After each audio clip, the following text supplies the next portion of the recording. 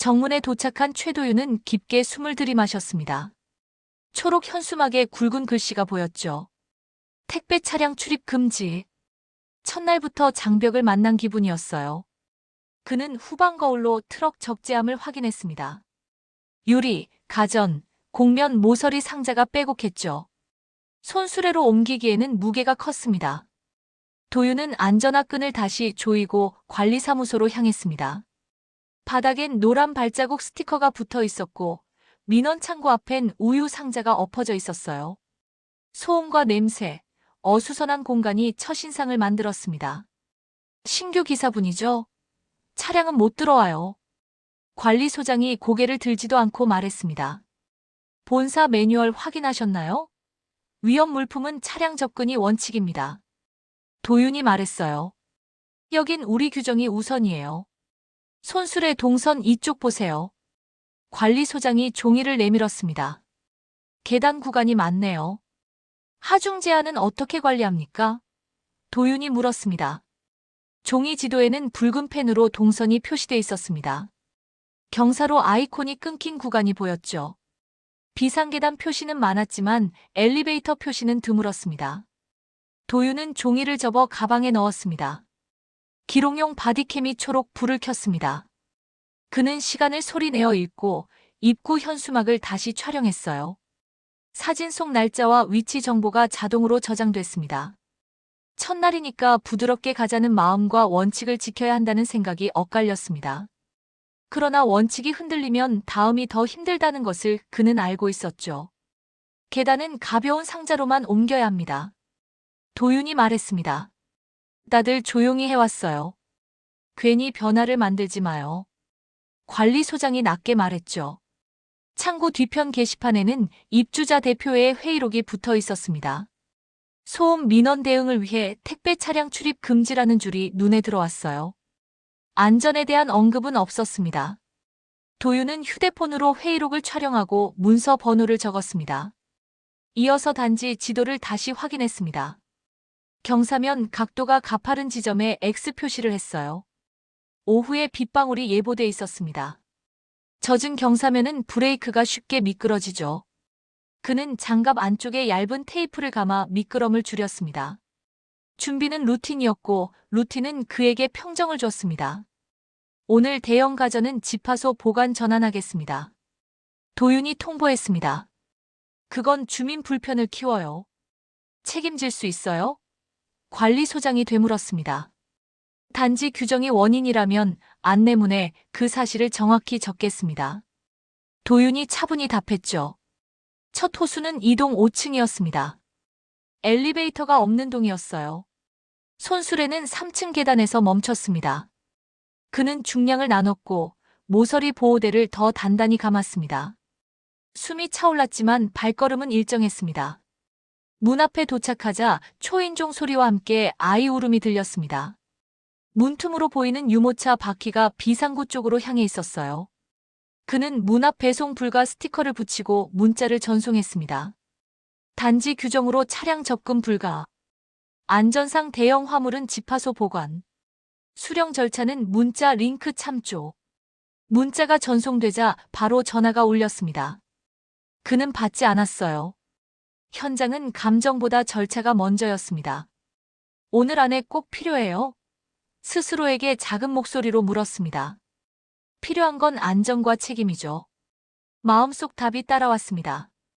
계단을 내려오며 그는 바디캠으로 소화전 앞 적치물을 찍었습니다. 소화용 호스가 접혀 있었고 상자 2개가 출입을 막고 있었어요. 조도개는 수치를 낮게 가리켰습니다. 그는 기록 앱의 항목을 체크했습니다. 바람이 불어 현수막이 펄럭였고 그 음영이 바닥을 지나갔습니다. 첫날의 무게가 발목에 내려앉았지만 그의 시선은 정문 쪽으로 곧게 뻗었습니다. 원칙을 지키는 길은 멀고 느리지만 끝이 분명하다는 것을 그는 알고 있었어요. 트럭은 여전히 밖에 있었고 기록은 이제 막 시작됐습니다. 오전 동선이 절반도 지나지 않았는데 손수레 손잡이에 땀이 고였습니다. 경사로 표지판은 있었지만 중간이 끊겨 있었고 고무턱이 바퀴를 멈춰 세웠습니다. 도윤은 하중을 나눠 십자끈을 조였어요. 무릎 보호대가 뻣뻣했지만 움직임은 일정했습니다. 바디캠 시간이 흐르고 기록 앱에는 이동거리와 정차 지점이 차곡차곡 쌓였죠. 첫 세 건은 비교적 가벼웠지만 네 번째부터 유리와 가전 상자가 이어졌습니다. 계단 난간에 어깨가 닿을 때마다 상자 모서리를 재정렬했고 발끝 각도를 좁혀 중심을 잡았습니다. 그는 심호흡을 2번 하고 다음 동으로 방향을 틀었습니다. 여기 경사로 끝이 왜 끊겼죠? 그가 경비반장에게 물었습니다. 공사 때 임시로 만들었다가 민원 들어와서 잘랐어요. 경비반장이 어깨를 으쓱했죠. 그럼 계단 운반 기준을 다시 정해야 합니다. 도윤이 단호히 말했어요. 12동 앞 벤치에는 유모차가 3대 나란히 서 있었습니다. 한 아이가 보채자 젊은 여성이 다가와 택배 상자 라벨을 확인했어요. 도윤은 손수레를 멈춰 세우고 스티커 묶음을 꺼냈습니다. 문 앞 배송 불가 단지 규정상 차량 접근 제한. 글자는 분명했고 하단 링크에는 집하소 주소와 수령 절차가 적혔습니다. 여성이 난처한 표정을 지었지만 도윤은 안내 순서를 지켰어요. 먼저 위험 분류를 확인하고 다음으로 보관 전환을 선언하고 마지막으로 문자 발송을 진행했습니다. 단계가 끝날 때마다 앱에 체크 표시가 찍혔습니다. 오늘 냉장 보관이 필요해요. 집하소까지 가야 하나요? 여성이 조심스럽게 물었습니다. 단지 규정이 유지되는 동안은 그렇습니다.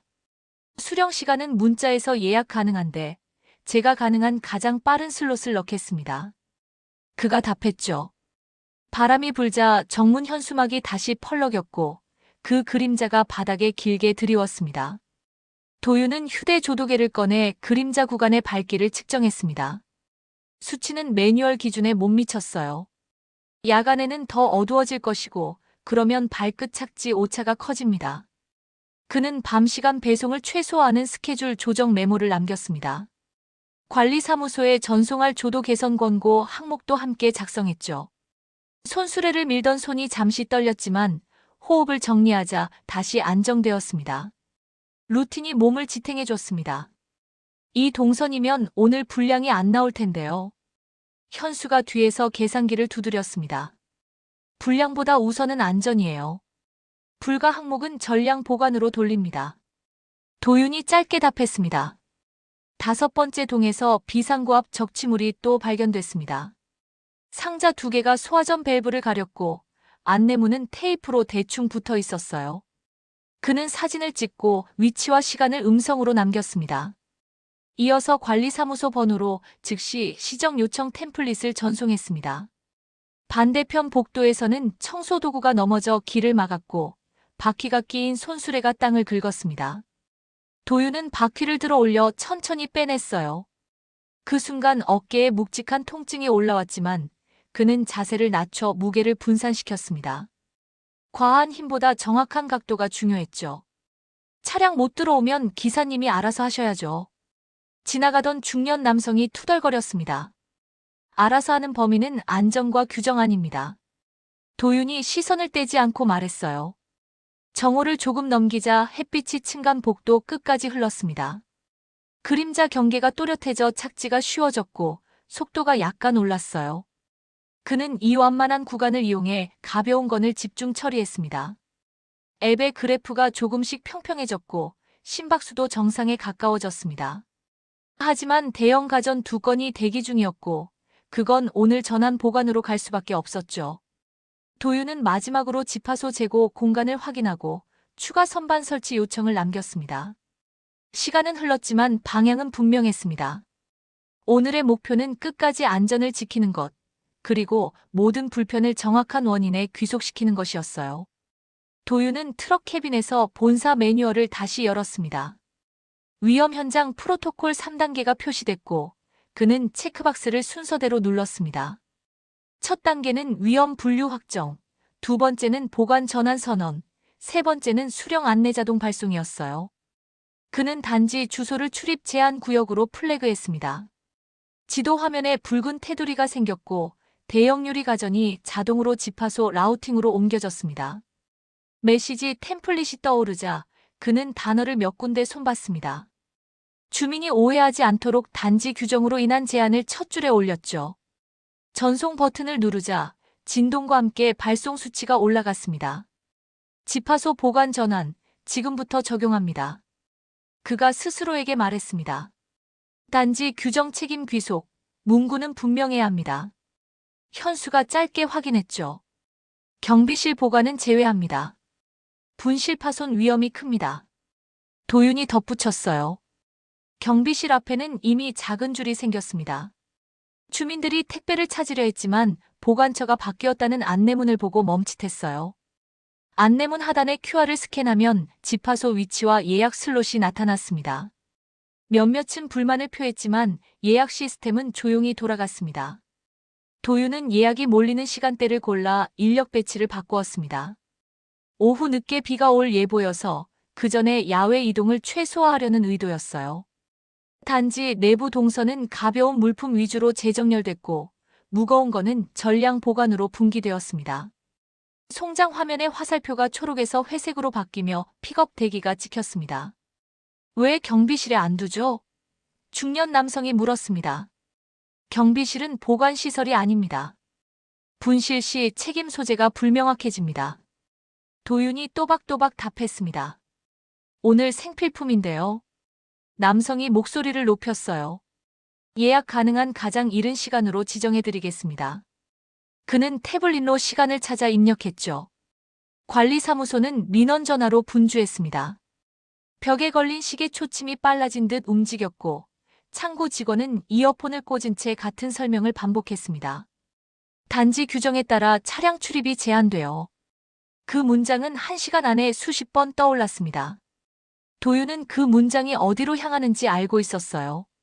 원인은 규정이고 결과는 불편이며 귀속은 단지로 명확해집니다. 그는 전산의 지연고지 활성화를 체크하고 송장 하단에 추가 요금 안내를 노출했습니다. 이 요금은 기사에게가 아니라 단지 위험 점수에 귀속되도록 시스템이 설계돼 있었죠. 본사 승인 받았습니까? 관리소장이 복도 끝에서 물었습니다. 위험 현장 프로토콜 3단계 승인 완료입니다. 도윤이 화면을 보여줬어요. 주민 반발이 큽니다. 관리소장이 인상을 찌푸렸죠.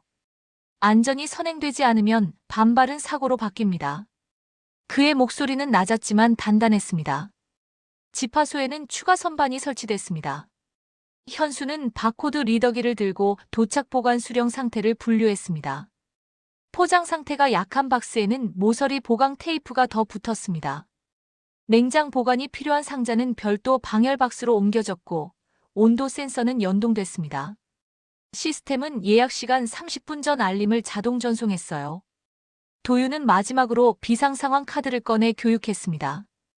픽업 대기열이 길어지면 노약자 우선 슬롯을 열고 야외 동선에는 미끄럼 방지 매트를 깔 계획이었죠. 계획은 간단했지만 실행은 정확해야 했습니다. 이렇게까지 해야 합니까? 현수가 잠깐 멈춰섰습니다. 참교육은 감정이 아니라 구조입니다. 구조를 보여줘야 끝이 납니다.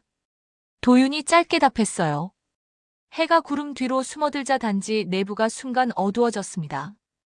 조독의 수치가 다시 떨어졌고 그는 야간 배송 최소 알림을 한 번 더 올렸습니다. 화면 상단에 위험 점수 상승 표식이 떠올랐죠. 그는 주머니에서 펜을 꺼내 지도에 작은 화살표를 하나 더 그었습니다. 그 화살표는 트럭이 아닌 사람의 걸음으로 움직이는 길이었어요. 보관 전환이 시작된 순간 사건의 방향은 이미 정해졌습니다. 불편은 늘었지만 책임은 명확해졌고 그 명확함은 곧 제도적 반응으로 이어질 예정이었어요. 도윤은 손술의 손잡이를 다시 쥐었습니다.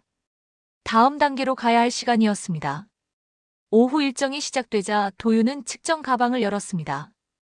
조도계, 수평기, 줄자, 바코드 리더가 순서대로 놓였어요. 그는 바디캠 시간을 소리내어 읽고 첫 측정 지점에 표식을 붙였습니다. 복도 끝 비상구 앞에 종이 상자 2개가 겹쳐 있었고 소화전 손잡이는 반쯤 가려졌습니다. 도윤은 상자 모서리를 사진으로 담고 메타데이터가 기록되는 것을 확인했어요. 그 다음 상자 높이를 줄자로 쟀습니다. 기록 앱에는 출입 저해 70cm 나는 문구가 뜨고 위치 좌표가 자동 입력됐습니다. 이어서 조도계를 켜 복도 중앙과 구석의 수치를 비교했습니다. 기준 이하 구간이 붉은색으로 표시됐죠. 첫 측정값 저장했습니다. 현수가 화면을 확인했습니다. 좋아요. 단차도 재봅시다. 바퀴가 걸리는 지점이 중요해요. 도윤이 낮게 말했어요. 경사로 시작점부터 끝까지 2m 간격으로 찍죠? 현수가 되물었습니다. 네, 계단 전환부는 따로 표기하세요. 도윤이 답했습니다. 경사로 단차는 예상보다 컸습니다. 수평기의 기포가 한쪽으로 치우쳤고 손수레 바퀴가 턱에 부딪힐 때마다 진동이 손으로 전해졌어요. 그는 단차 높이를 각도와 함께 기록해 두었습니다. 사진에는 빨간 테이프가 선명하게 보였고 그 옆에 시간 스탬프가 찍혔습니다. 도윤은 이동 동선을 지도 앱에 올렸습니다. 색상은 난도에 따라 달라졌고 빨강과 주황이 연속으로 이어졌습니다. 보고서 초안에는 계단 운반 반복 시 근골격 위험 상승이라는 문장이 추가됐죠. 그는 근로감독 공문 양식과 형식을 맞추기 위해 항목 순서를 수정했습니다. 불필요한 수식어를 지우고 숫자와 사진을 앞으로 배치했어요. 소화전 앞, 경비실에서 치우라고 연락 왔습니다. 현수가 귀에 손을 댔습니다. 시정 전후 사진을 꼭 남기세요. 그리고 시정 시간도 기록합니다. 도윤이 차분히 지시했어요. 야간 조도는 언제 찍을까요? 현수가 또 물었습니다. 해질 무렵 한 번 더 측정합니다. 값이 급격히 떨어지는 구간을 잡아야 해요. 도윤이 답했죠. 그는 회의록 촬영본도 정리했습니다. 파일명에는 회의 날짜와 문서 번호가 들어갔고 현수막 사진과 나란히 배치됐습니다. 현수막 설치일과 회의록 발행일 사이의 간격이 명확해졌어요. 규정이 먼저였는지 현수막이 먼저였는지가 한눈에 드러났습니다. 관리사무소 안내문은 띄어쓰기와 문구가 제각각이었고 책임 주체가 불명확했습니다. 도윤은 안내문들을 하나로 모아 비교표를 만들었습니다. 문장마다 주어가 달라지는 대목에 빨간 밑줄이 생겼어요. 그는 표 아래에 책임 귀속 모호라는 키워드를 적었습니다. 나중에 본사 보고와 기관 신고에 같은 표현을 쓰기 위함이었죠. 데이터가 쌓이니 민원도 방향이 바뀌네요. 현수가 앱 댓글을 가리켰습니다. 원인의 화살표가 보이면 감정은 줄어듭니다. 도윤이 짧게 말했어요. 이제 무엇을 더 합니까? 현수가 메모장을 폈습니다. 야외 경사 구간 미끄럼 개수, 야간 조도 재측정, 비상구 개방률 확인. 세 가지를 마무리하죠. 도윤이 말했다. 해가 기울자 복도 그림자가 길어졌습니다. 조독의 숫자가 다시 낮아졌고 경사로 끝에서는 발자국 소리가 메아리처럼 울렸어요. 그는 마지막으로 비상구 문을 밀었습니다. 문은 절반만 열렸고 뒤쪽에 카트가 걸려 있었습니다. 도윤은 카트를 빼내고 전후 사진을 연속 촬영했습니다. 앱에서 긴급시 통행 방해 항목이 초록으로 바뀌었죠. 모든 기록 파일은 참조 번호와 함께 아카이브로 올라갔습니다. 보고서 미리 보기에는 사진, 수치, 시간, 위치가 한 줄로 이어졌어요. 그는 저장 버튼을 길게 눌렀습니다. 데이터는 차갑지만 그 차가움이 사건을 움직였습니다. 이제 이 숫자들이 제도와 비용을 호출할 차례였어요. 오후 3시 관리사무소 유리문이 덜컹거리며 닫혔습니다. 전화벨이 끊기지 않았고 창고 직원의 목소리는 점점 짧아졌습니다. 도윤은 복도 끝에서 통화 시간을 기록했고 민원 유형을 지연 보강경 비실로 분류했습니다. 바디캠은 서늘한 푸른빛을 유지했고 메모장에는 다음 조치 순서가 나열되었어요. 그는 출입증 재발급 보류 통지를 확인하고 사건 번호를 옆에 적었습니다. 재발급 보류는 압박이었지만 사건의 방향을 바꾸지 못했죠. 압박은 방향이 아니라 소음을 늘릴 뿐이었습니다. 다른 기사들은 그냥 실어 날랐답니다. 관리소장이 종이를 탁자에 내려놓았습니다. 전례는 기준이 아닙니다. 기준은 법과 매뉴얼입니다. 도윤이 차분히 답했어요. 주민들이 불편을 못 참습니다. 관리소장이 어깨를 올렸죠. 불편은 원인에 귀속됩니다. 오늘은 단지 규정입니다. 그는 짧게 마무리했습니다. 그는 트럭 캐빈으로 돌아와 문서를 정리했습니다. 첫 번째는 업무방해 경고 공문이었고 두 번째는 근로감독 신고서 접수 확인이었어요. 파일 상단에는 시간과 위치가 자동으로 박혔습니다. 공문은 관리사무소 대표 이메일과 팩스로 동시 발송되었죠. 수신 확인이 뜨자 그는 민원 게시판에 사건 번호와 함께 시정 요청 사항 개요를 게시했습니다. 비상구 개방, 조도 개선, 경사로 단차 보수 3가지 항목이 깔끔하게 적혔습니다. 주민 게시판에는 예약 픽업 대기열이 늘어나는 그래프가 올라왔고 댓글은 점차 규정의 출처를 묻기 시작했어요. 질문은 방향을 바꾸는 신호였습니다.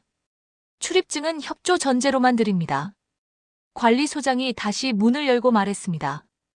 협조는 안전을 전제로 합니다. 안전이 빠진 협조는 없습니다. 도윤이 시선을 들지 않고 대답했죠. 현수는 지파소에서 바코드 스캐너를 들고 뛰었습니다. 분류가 끝난 상자는 선반 번호를 얻었고 냉장 파손주의 표식이 더해졌어요. 예약 알림은 정확히 30분 전 울렸습니다. 노약자 우선 슬롯이 활성화되자 대기열이 2갈래로 나뉘었죠. 도윤은 단지 내부에 남아 문 앞 배송 불가 스티커를 추가로 부착했습니다. 스티커 하단 QR은 동일한 메시지로 연결됐고 송장 하단에는 추가 요금 지연 고지 단지 위험 점수 반영이 떠올랐어요. 그는 한 호수 앞에서 바닥에 미끄럼 방지 매트를 임시로 깔았습니다. 기록에는 임시 조치 자체 부담이라고 적혔습니다. 단지가 해야 할 일과 기사가 임시로 하는 일이 구분되어야 했죠. 왜 경비실에 두면 안 되죠? 분실 안 할게요. 중년 남성이 손을 내저었습니다. 보관 책임 주체가 명확하지 않습니다. 분실 파손 시 소송 위험이 큽니다. 도윤이 또박또박 답했어요. 관리사무소는 기습적으로 내부 회의 결과 규정 유지 공지를 붙였습니다. 공지 하단에는 근거 조항이 모호했고 날짜 표기가 어색했어요. 도윤은 공지 사진을 찍고 회의록과 대조표를 업데이트했습니다. 공지의 문구는 과거 회의록과 일부 어긋났고 소음 민원과 안전 우선이 한 줄에서 충돌했습니다. 그는 충돌 지점을 빨간 박스로 표시하고 보고서 본문에 정책 목적 불일치라는 단락을 추가했죠. 이 단락은 기관 검토에서 가장 먼저 읽힐 자리였습니다. 동시에 플랫폼 지역 매니저에게 위험 현장 플래그 유지를 재확인했습니다. 본사 시스템은 단지 주소에 추가 가중치를 올렸고 지연 고지는 자동으로 이어졌어요. 오늘 안에 풀 수 있는 거 맞습니까? 현수가 낯빛을 살폈습니다. 오늘 풀 일은 없습니다. 오늘은 방향을 고정하는 날입니다. 도윤이 짧게 말했죠. 비가 오기 전 바람이 현수막을 3번 크게 흔들었습니다. 그림자가 진입로를 스쳤고 그 진동은 카메라에도 잡혔습니다. 도윤은 마지막 체크리스트를 훑어보고 공문 수신 확인을 다시 눌렀어요. 관리사무소 메일함에는 읽지 않은 표시가 여러 쌓였고 팩스 수신 리포트에는 성공 도장이 줄지어 있었습니다. 압박은 계속됐지만 기록의 층이 더 두꺼워졌습니다. 그는 장갑을 벗어 땀을 닦고 다시 착용했어요. 단단한 고무가 손바닥을 감싸자 호흡이 안정되었습니다. 사건은 이미 구조를 드러냈고 다음은 제도적 반응을 부르는 순서만 남았어요. 그는 손술의 손잡이를 꽉 쥐었습니다. 오후 하늘은 어두워졌고 시계 초침은 예정보다 느리게 움직이는 듯 보였습니다. 그러나 필요한 속도는 시계가 아니라 절차가 결정했습니다. 해가 기울 무렵 관리사무소 팩스기가 연속으로 울렸습니다. 첫 장은 근로감독관 사전지도 요청서였고 둘째 장은 소방서 시정명령 예고문이었어요. 마지막 장에는 플랫폼 본사의 위험 현장 가중 페널티 공지가 찍혔습니다. 유리문 너머 직원들이 서로 눈치를 보았고 전화를 돌리는 손이 바빴습니다.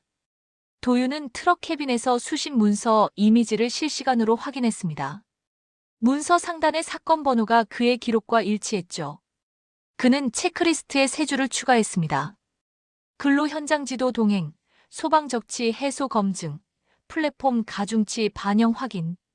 사건은 종이에서 제도로 넘어갔습니다. 이거 다 지금 들어온 건가요? 현수가 화면을 보고 놀랐습니다. 예상대로입니다. 오늘이 전환점입니다. 도윤이 침착하게 답했어요. 관리사무소가 연락 오면요? 현수가 물었죠. 문서로 답하겠습니다. 구두 합의는 없습니다. 도윤이 짧게 말했습니다. 본사 시스템에는 해당 단지 주소 옆에 붉은 표식이 떠올랐습니다. 추가 요금, 이길 지연, 우선순위 하향이 자동 적용되었어요. 송장 하단의 안내문도 바뀌었습니다.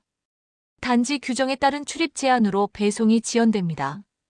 문구는 분명했고 링크는 지자체 민원 창구와 연결됐습니다. 주민 커뮤니티 대시보드에서 화살표는 관리사무소로 향했습니다. 불편의 귀속이 눈에 보이는 모양으로 자리 잡았죠. 도윤은 예약 픽업 시간표를 한 번 더 조정했습니다. 비예보 전 수령을 돕기 위해 노약자 슬롯을 확장했고 대기열 안내 표지판을 입구 쪽으로 옮겼습니다. 현수는 바코드 리더로 도착 수령을 빠르게 넘겼어요. 기사님이 이렇게까지 해야 합니까?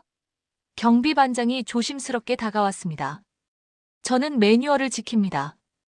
오늘은 그 매뉴얼이 보이게 한 날입니다. 도윤이 고개를 끄덕였죠. 소방차가 단지 앞에 잠시 멈추고 담당자가 현수막과 비상구를 확인했습니다. 비상구 뒤에 있던 카트와 상자는 곧 치워졌습니다. 도윤은 시정 전후 사진을 붙여 보고서에 추가했어요. 소방 담당자는 시정 확인 서명을 요청했고 관리사무소 직원은 서명을 주저했습니다. 문서의 공란은 화면에서 유난히 하얗게 보였어요. 그는 그 공백도 기록했습니다. 동시에 근로감독관에게 동행시간과 동선을 보냈습니다. 회의록과 안내문 모순표도 첨부했죠. 사건의 맥은 숫자와 문장으로 가지를 뻗었습니다. 규정을 완화하면 오늘 문제는 끝납니다. 관리소장이 낮은 목소리로 말했습니다. 완화는 선택이지만 책임도 선택입니다. 선택에는 기록이 따라갑니다. 도윤이 시선을 고정했어요. 집화소에는 저녁 시간대 픽업이 몰렸습니다. 도착 알림이 켜지면 예약자 이름과 바코드가 동시에 뜨는 구조였어요. 노약자 우선줄은 의자와 그늘막 덕에 흐트러짐이 없었습니다. 현수는 박스 모서리를 한 번 더 점검하고 파손 위험 표식을 갱신했습니다. 단지는 바깥에서 자신을 비추는 거울을 처음 본 표정이었죠. 조독의 수치는 서서히 내려갔고 야간 동선 최소 알림이 다시 발송됐습니다. 도윤은 마지막 점검표를 닫으며 호흡을 고르게 맞췄습니다. 문서, 수치, 사진, 절차가 같은 방향을 가리켰어요. 누군가의 감정이 아니라 시스템의 무게가 움직이는 순간이었습니다. 그는 장갑을 벗어 땀을 닦고 다시 끼었습니다. 아직 끝나지 않았지만 필요한 판정은 이미 내려진 상태였어요. 해가 기울자 도윤은 휴대 삼각대를 세우고 안전점검 공개 검수 라벨을 켰습니다. 화면 좌측엔 비상구, 우측엔 경사로 단차 수치가 분할로 떴습니다. 바디캠 시간이 고정되자 첫 동선이 시작됐어요. 카메라가 비상구로 다가가자 문 뒤 카트 자국이 고리처럼 남아 있었고 전후 사진이 겹쳐 보였습니다. 숫자는 개방 90% 100%로 바뀌었죠. 그는 소방시정 확인서 사본을 확대해 서명란을 보여줬습니다. 시청자 수가 빠르게 올라갔고 주민 둘이 휴대폰을 들고 화면을 따라 걸었습니다. 도윤은 조도개를 들어 복도 중앙과 구석을 번갈아 비췄어요. 낮은 수치가 붉게 점등되자 지도 앱의 위험 레이어가 동시에 업데이트됐습니다. 여기 조도 기준은 2갑 이하로 내려가면 안 됩니다. 도윤이 화면을 가리켰습니다. 저 수치가 실제 이동 위험을 뜻하나요? 한 주민이 물었죠. 발 뒤꿈치 착지 오차가 커져 넘어질 확률이 올라갑니다. 그가 짧게 설명했어요. 경사로 구간에선 수평기 기포가 치우치는 모습이 실시간으로 잡혔습니다. 바퀴가 턱에 닿는 순간 흔들림 그래프가 요철처럼 솟았어요. 도윤은 테이프로 표시한 걸림 지점을 손가락으로 눌러 보였고 그 옆에 전날 측정 수치를 덧붙였습니다. 관리사무소 직원이 멀리서 지켜보다 다가와 시선을 피했어요. 그는 회의록 캡처를 띄우고 소음 민원 조항과 안전 우선 문구가 한 줄에서 모순되는 부분을 하이라이트로 겹쳤습니다. 화면에는 현수막 설치일과 회의록 발행일이 나란히 표시됐고 시간차가 타임라인 위에 정확히 찍혔습니다. 저 날짜가 왜 중요하죠? 주민이 다시 물었습니다. 원인과 결과의 순서를 가립니다. 규정이 먼저였는지 필요가 먼저였는지요. 도윤이 또박또박 답했어요. 그럼 지금 불편의 귀속은 어디인가요? 주민이 고개를 들었죠. 단지 규정입니다. 그래서 보관 전환이 발동된 겁니다. 그가 분명히 말했습니다. 관리소장이 가까이 와서 화면 촬영을 말렸습니다. 도윤은 고개를 젓고 안내문 하단의 공개 검수고지 문구를 확대했습니다. 촬영 범위가 개인을 특정하지 않도록 모자이크가 자동 적용되는 장면이 이어졌어요. 그는 다음으로 경비실 앞을 비추며 보관시설 아닌 표준 문안을 읽었습니다. 분실 책임의 법적 귀속을 설명하자 주민 채팅창에 물음표가 줄어들었어요. 이어서 집화소 예약 화면을 열고 노약자 우선 슬롯이 어떻게 배치되는지 시뮬레이션으로 보여줬습니다. 줄은 천천히 흐르고 알림은 정확히 울렸습니다. 지금 당장 풀면 되지 않느냐는 짧은 항의가 들렸습니다. 풀 수 있습니다. 다만 그 선택에는 책임과 기록이 함께 갑니다. 도윤이 시선을 고정했어요. 마지막 컷에서 그는 비상구를 한 번 더 열어 카메라의 빈 공간을 채웠습니다. 문은 끝까지 열렸고 바람이 통로를 지나가며 먼지를 밀어냈습니다. 화면 하단에 오늘의 체크리스트가 초록으로 채워졌습니다. 조도 권고, 단차 보수, 통행장애 해소, 새 항목이 완료 임시검증 대기로 바뀌었어요. 그는 스트리밍을 종료하며 보고서 업로드 진행률을 확인했습니다. 숫자가 100%에 닿자 현수막 그림자가 바닥에서 사라졌습니다. 현장은 잠시 고요했지만 문서와 수치가 남긴 흔적은 냉정했어요. 다음 단계는 결제선과 비용이 결정할 차례였고 그 결정은 이미 데이터의 방향을 따라 움직이고 있었죠. 새벽 공기가 차가웠습니다. 도윤은 마지막 송장을 확인하고 트럭 캐빈에서 내려왔어요. 집화소 모니터에는 단지 주소 옆에 붉은 표식이 또렷했습니다. 출입 제한 유지 상시 픽업 추가 요금 지연 고지가 확정되었죠. 플랫폼 본사의 결제선이 닫히자 알림음이 짧게 울렸습니다. 그는 보고서 마지막 장에 서명을 덧붙였어요. 근로감독관의 현장 지도 결과, 소방시정 이행 확인, 보험사 위험 등급 상향 통지까지 새 문서가 하나의 폴더에 정렬됐습니다. 사건은 감정에서 떠나 시스템의 톱니로 들어갔습니다. 지금이라도 규정을 일부 풀면 안 되겠습니까? 관리소장이 낮은 목소리로 물었습니다. 선택은 자유죠. 다만 오늘 이후 비용과 기록은 함께 갑니다. 도윤이 눈을 들지 않고 말했어요. 주민 불편이 너무 큽니다. 관리소장이 한숨을 쉬었죠. 불편의 원인은 단지 규정입니다. 귀속도 그쪽으로 갑니다. 그의 답은 간결했습니다. 주민 게시판에는 안내문이 새로 고정됐습니다. 대형 파손 위험 화물 집화소 픽업 전환이라는 문구와 함께 예약 슬롯이 확장되었어요. 노약자 우선줄은 혼잡 없이 움직였고 현수는 모서리 보강 테이프를 한 번 더 눌렀습니다. 송장 하단에는 추가 요금 단지 위험 점수 반영이 굵게 떴습니다.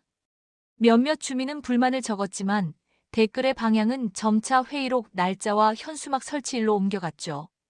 도윤은 묵묵히 픽업 확인 도장을 찍었습니다. 인장은 일정한 속도로 내려앉았고 종이 위에는 같은 문양이 반복되었어요. 반복은 의식이 아니라 제도였습니다. 사과문 초안을 검토해 주실 수 있나요? 관리소장이 마지막으로 물었습니다. 검토 대상이 아닙니다. 저는 배송을 마무리합니다. 도윤이 짧게 답했어요.